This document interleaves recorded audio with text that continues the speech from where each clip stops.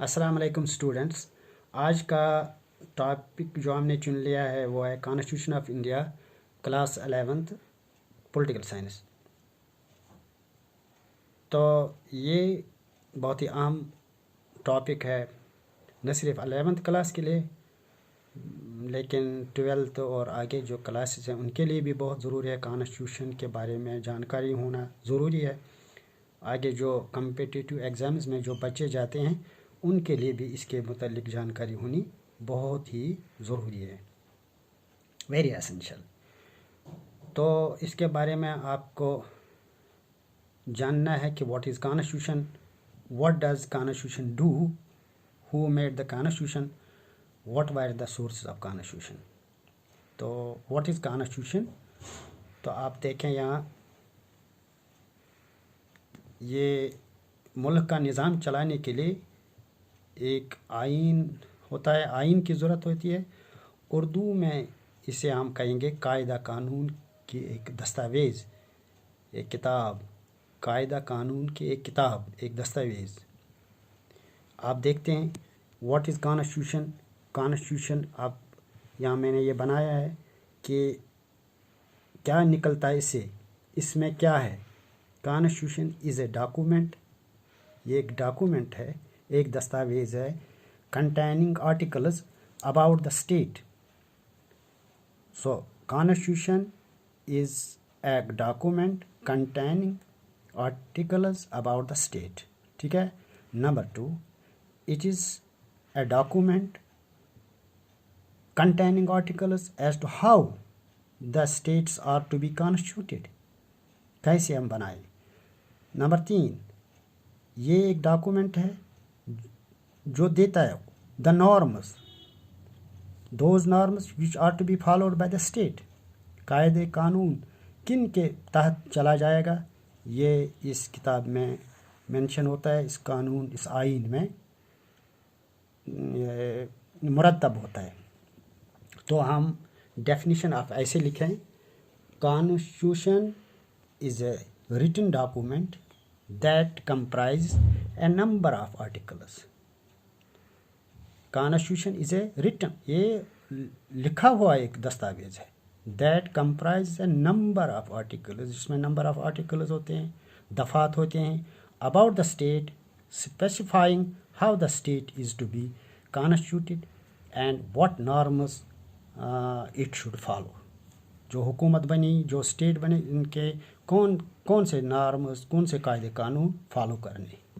यहाँ हम ऐसे भी लिख सकते हैं, it is a set of basic rules, it is a set of basic rules, बुनियादी rules which provide guidelines for forming the government and also for governance. यानी ये इन कवानीन का मजमा है जिनके मुताबिक तश्कील हुकूमत हो, हुकूमत की तश्कील हो, और जिनके मुताबिक हुक्मरानी की जा सकती है। वह कानून, वह कवानीन, वह कायदे, ये तो एक फिर एक गाइडलाइन बनती है कि किस तरह हुकूमत की तश्कील हो और हुक्मरानी कैसे की जाए, ठीक है।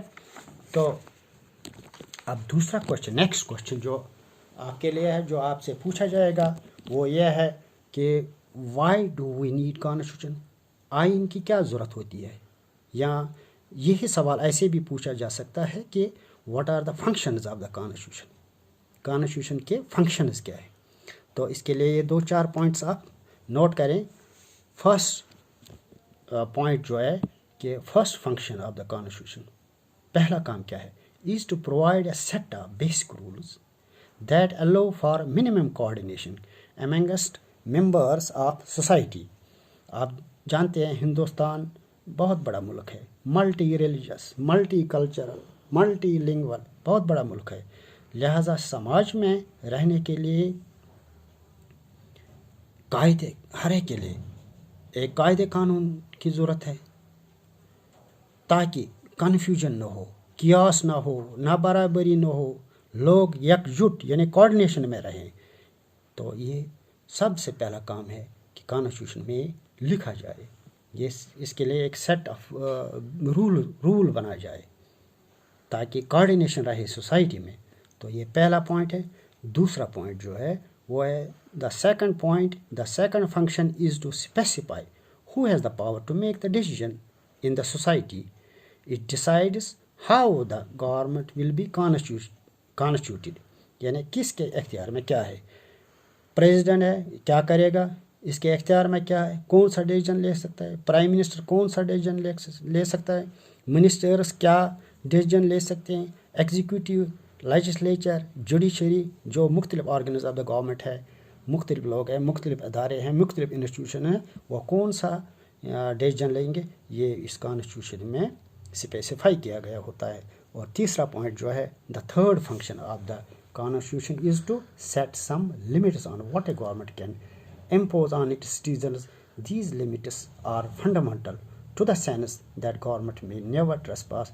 यानी हुकूमत पर कदगन या रोक लगाना कि वो शहरों के हुकूम पर उन पर इतने लिमिट्स ना लगाएं कि उनके हुकूक पामाल हों. को गवर्नमेंट को भी कहीं न कहीं ये कॉन्स्टिट्यूशन उस पर भी लिमिट्स होते हैं कि वो कहाँ से कहाँ तक जाए. तो लास्टली चौथा पॉइंट जो है, fourth function is to enable the government to fulfil the aspirations of the society and create coordination for a just society. Fourth function, ये तो गवर्नमेंट को ऐसी गवर्नमेंट बनानी है, उन्हें इस तरह गाइडेंस करनी है, ऐसी गाइडलाइंस फराहम करनी है कि वो लोगों के समाज और लोगों के उमंगों और आरज़ू के मुताबिक काम करें, और ऐसी सोसाइटी, ऐसा समाज तश्कील दें, ऐसा समाज जिसे हम जस्ट सोसाइटी कहते हैं, जिसे हम इंसाफ पर मबनी समाज कहेंगे, जिसमें इक्वलिटी हो. जस्ट सोसाइटी कहते हैं जहाँ इक्वलिटी हो, जिसमें लिबर्टी हो, फ्रीडम हो, जस्टिस हो, और ऐसी हुकूमत, ऐसे समाज को जस्ट सोसाइटी कहते हैं जिसमें ये सब चीज़ें हों. तो ये है चौथा पॉइंट, ये जो बहुत ही ज़रूरी एक फंक्शन है इसकी. तो इसके बाद हमने जो पढ़ना है वो है, असल में वो है हु मेड द कॉन्स्टिट्यूशन, किससे अथॉरिटी है, who is authorised to make the constitution, किसने बनाई. तो ये नेक्स्ट लेक्चर में होगा, लेकिन आज थोड़ा इस पर हम नज़र डालेंगे कि जो हमने हिंदुस्तान की कॉन्स्टिट्यूशन जो बनी है, इसमें जो प्रोविजंस है वो कहाँ से बारो किए गए, और इसमें जो क्वेश्चन है वो different sources of the Indian constitution, source क्या है, इंडियन कॉन्स्टिट्यूशन का सोर्स क्या है. इसके लिए आप याद रखें कि बेसिक सोर्स जो है वो है गवर्नमेंट ऑफ इंडिया एक्ट 1935 के तहत. वहाँ अंग्रेज़ों की हुकूमत निज़ाम वो चलाते थे तब तक, जब तक हम आज़ाद हुए, वो तो उसी के तहत चलता था. तो ये बेसिस या हम कहेंगे और blueprint of the Indian constitution था, इंडियन एक्ट 1935.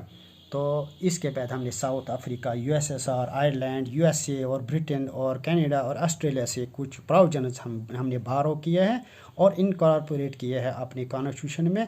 यानी कॉन्स्टिट्यूशन ऑफ साउथ अफ्रीका से हमने अडॉप्ट किए हैं अमेंडमेंट के बारे में जो आर्टिकल्स हैं, इलेक्शन ऑफ राज्यसभा मेंबर्स.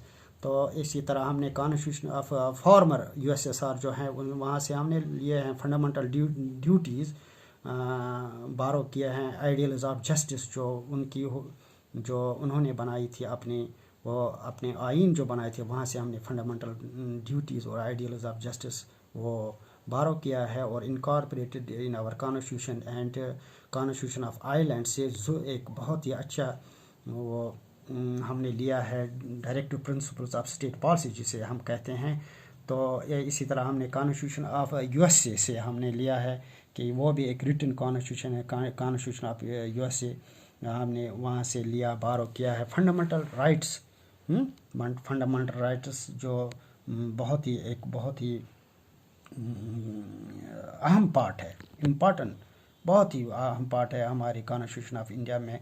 और इसमें पावर ऑफ जुडिशल रिव्यू और इंडिपेंडेंस ऑफ जुडिशरी जो पार्ट है हमारी कॉन्स्टिट्यूशन का, वो हमने वहाँ से बारो किया है. और कॉन्स्टिट्यूशन ऑफ ब्रिटेन यानी बरतानिया की कॉन्स्टिट्यूशन से हमने जो अनरिटन कॉन्स्टिट्यूशन है, तो उससे हमने पार्लियामेंट्री फॉर्म ऑफ गवर्नमेंट जो हमारी यहाँ है, तो और law making procedure rule of law making process, ये हमने वहाँ से बारो किया उनकी कॉन्स्टिट्यूशन से, और कॉन्स्टिट्यूशन ऑफ कनाडा और ऑस्ट्रेलिया से हमने यूनियन लिस्ट, स्टेट लिस्ट, जो कॉन्करेंट लिस्ट जिसके बारे में हम आगे नेक्स्ट लेक्चर में इंशाल्लाह बात करेंगे, पूरी इस पर डिटेल में बात करेंगे। यहाँ मैं पॉइंट्स ही कुछ देता हूँ आपके लिए, तो आज आप इतना ही सतही तौर याद रखेंगे, तो लेकिन इस पर जो डिटेल में बात होगी वो आगे होगी।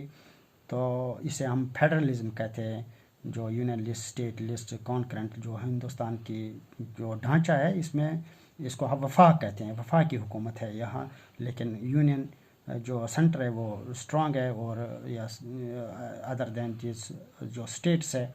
तो ये हमने बारो किया from the constitution of Canada and Australia, और यहाँ स्ट्रांग सेंटर है वो भी वहाँ से हमने तो ये जो पॉइंट्स हैं ये तो इन डिटेल हम आगे जाएंगे, और नेक्स्ट में हमने दूसरे पार्ट में पढ़ना है कि who made the constitution of India, और किन की अथॉरिटी थी।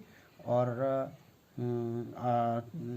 आज के लिए मैं I think it is enough for today. तो अल्लाह हाफिज़, थैंक यू।